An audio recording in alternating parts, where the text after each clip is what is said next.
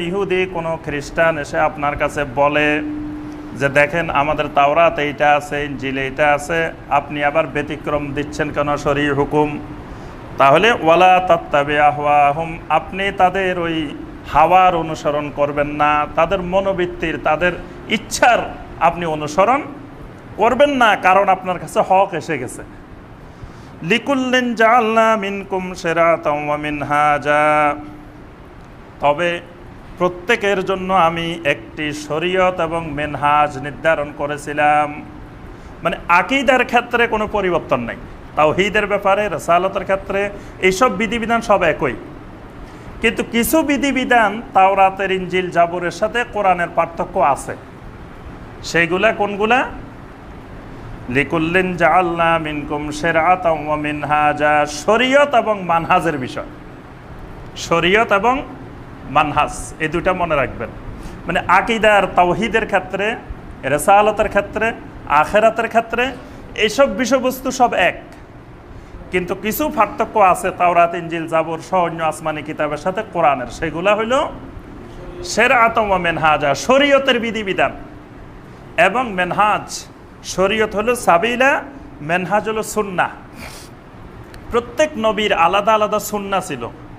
এই সুন্নার ক্ষেত্রে কিছু কিছু পার্থক্য আছে সাহাবা এই নবীদের মধ্যে, এটাকে বলা হয় মেনহাজ।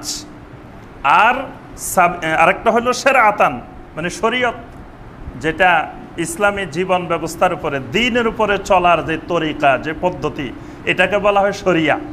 আল্লাহ পাক বলতেছেন লিকুল্লিন জাআলনা মিনকুম শিরআতাও ওয়া মিনহাজা, প্রত্যেক নবীর আলাদা আলাদা শরীয়ত ছিল, আলাদা আলাদা মেনহাজ ছিল, কিন্তু তাওহীদ, রিসালাত, আখিরাত এগুলা সব এক।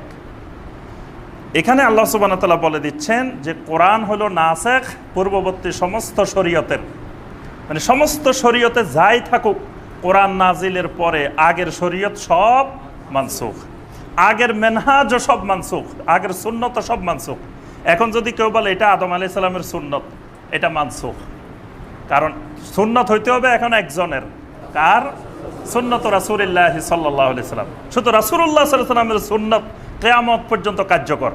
এখন মুসা আলাইহিস সালামের সুন্নত, ঈসা আলাইহিস সালামের সুন্নত, ইব্রাহিম আলাইহিস সালামের সুন্নত, এগুলো কার্যকর থাকবে না কিয়ামত পর্যন্ত।